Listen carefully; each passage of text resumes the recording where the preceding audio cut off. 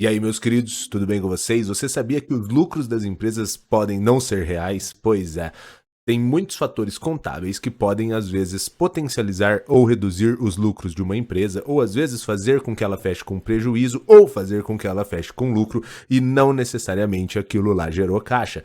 Então a gente vai trocar essa ideia. Dá o like, se inscreve no canal, dá essa força pra gente conseguir atingir mais pessoas, pro canal crescer e a gente poder continuar trazendo esses conteúdos.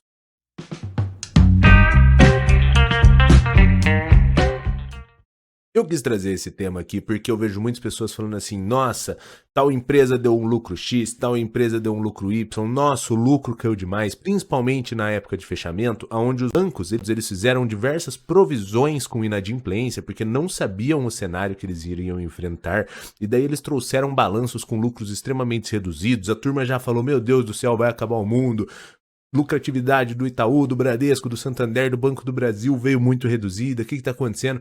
Então a gente vai conversar sobre dois pontos aqui que você como investidor talvez não sabia que interferem não interferem na lucratividade, mas interferem nesse resultado de lucro que você vê nas notícias aí e não necessariamente é o resultado real das empresas, beleza? Uma delas é a questão de provisões.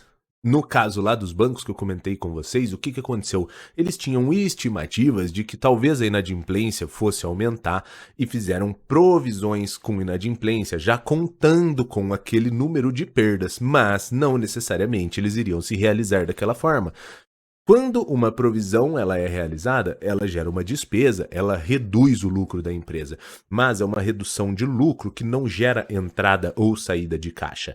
Ela simplesmente é registrada, uma perda com inadimplência, e ao longo do tempo, caso essa perda não se realize, é feito um estorno dessas provisões. E pode ser feito com outras formas. Eu estou frisando aqui sobre a questão de inadimplência, porque fica mais fácil, talvez, para vocês que acompanham e lembram desses históricos, principalmente.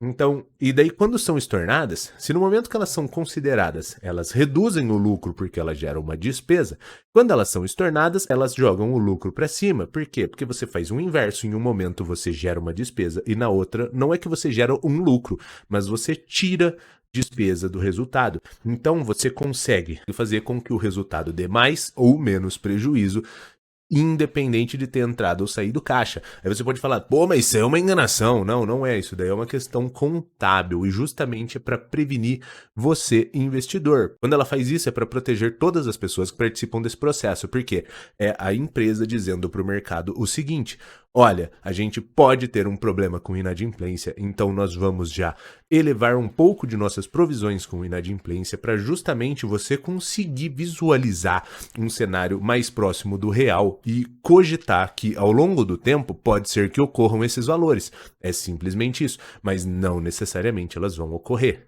O segundo ponto que muitas pessoas talvez não saibam é o seguinte, existe o regime de caixa e o regime de competência. Como que funciona isso? O regime de caixa é, você considera as vendas ou as despesas, ou seja, receitas e despesas, quando ocorre a saída ou entrada de grana. Então, digamos que você recebeu de um produto, você iria registrar essa receita, por exemplo. Digamos que você pagou algum fornecedor, você iria registrar essa despesa. O regime de caixa é simplesmente com essa entrada e saída de dinheiro. Conforme ele entra ou sai, você faz a contabilização e o registro. E existe o regime de competência, que é o regime que todas as empresas acabam utilizando. Como que ele funciona? Ele não se leva por entrada ou saída de dinheiro. Ele se leva pela data que ocorrem os fatos. Então, quando uma empresa faz uma venda, você já faz o registro daquela receita dela, independente dela ter recebido ou não esses valores. Vamos dar um exemplo, por exemplo, o setor de varejo. Casas Bahia, Magazine Luiza, que às vezes fazem vendas em 12 vezes. Você já vai fazer um registro ali de uma venda. Porém, essa venda ela vai ocorrendo parcial ao longo do tempo e você vai tendo esse recebimento. Digamos que ela faça algo no carnê, alguma coisa do tipo que não está lastreado em cartão de crédito.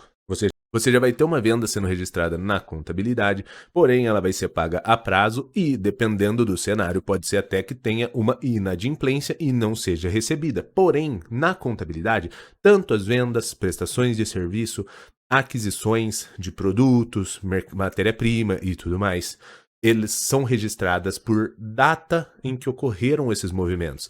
Então, o seu resultado de lucro que aparece lá na última linha, não necessariamente ele é o lucro real da empresa. Por quê? Ele pode ser uma receita a prazo, ele pode ser um pagamento de despesa a prazo. Essas receitas não necessariamente elas podem ser recebidas, até por isso que existe aquela provisão com inadimplência. Ou seja, o regime de competência, ele utiliza as datas que ocorrem, os eventos, você consegue chegar em uma posição de lucro ou prejuízo que a empresa apresentou. Porém, ele não ocorre a saída ou entrada de capital. Então é uma estimativa de lucratividade, se você for parar para olhar. Por quê? Porque como você não recebeu necessariamente de fato e não necessariamente pagou tudo, você tem uma estimativa de lucratividade. E existem alguns eventos, como por exemplo, depreciações. Quando você compra uma máquina, um maquinário, compra um caminhão, depende da empresa, mas quando você faz um investimento em algo imobilizado para a sua operação, aquilo lá não vira despesa no momento. Ele vai para a parte do ativo. Por quê? Porque é um bem da empresa. E ele vai para lá. E ao longo do tempo, ao longo da vida útil dele, vai sendo contabilizado depreciações. E daí sim você vai jogando ao longo do tempo, ao longo da vida útil do bem, independente do que ele seja, você vai considerando depreciações no resultado. E pensa nesse caso da aquisição de um bem.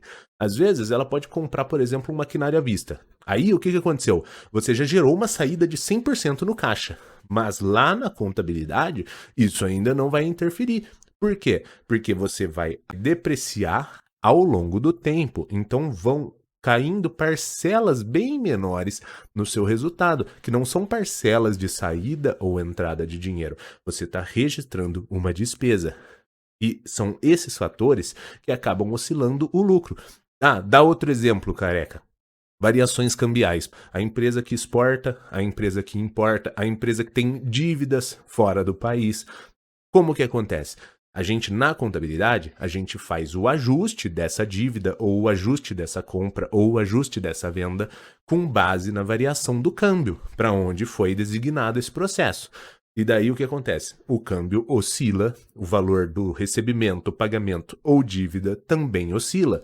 Mas você concorda que isso também é uma contabilização? Não gerou entrada ou saída de grana. Você está atualizando os números contábeis para que você tenha uma maior previsibilidade do custo da sua dívida ou do custo da sua obrigação de pagar fornecedores por conta de importações, ou do quanto que você vai receber pelas suas importações, e tudo isso gera uma despesa ou um lucro com base em receita ou despesa de variação cambial.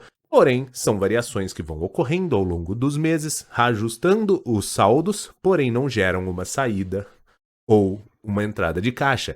Então é sobre isso esse vídeo, para que vocês entendam que existem essas coisas que alteram o resultado, podendo às vezes fazer uma empresa de lucro ficar com prejuízo, uma empresa de prejuízo ficar com lucro, ou uma empresa com lucro baixo subir o lucro, ou uma empresa com lucro alto reduzir o lucro, e não necessariamente ser esse cenário. Por isso que você precisa se unir com outros indicadores, por exemplo, olhar um demonstrativo de fluxo de caixa para você comparar a estimativa de lucro que a gente comentou com o que de fato entrou e saiu de caixa dentro da empresa.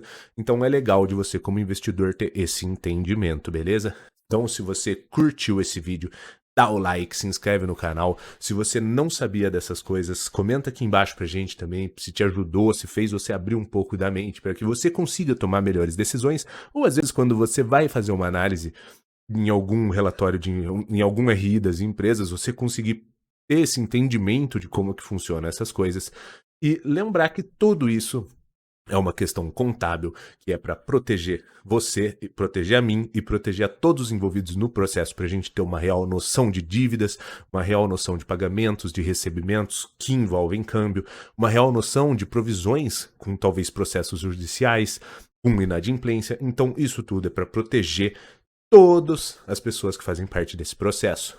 Mas com base nas notícias do dia a dia, você acaba se enviesando por questões de lucros ou prejuízos que não necessariamente são de fato reais, beleza? Valeu, meus queridos, e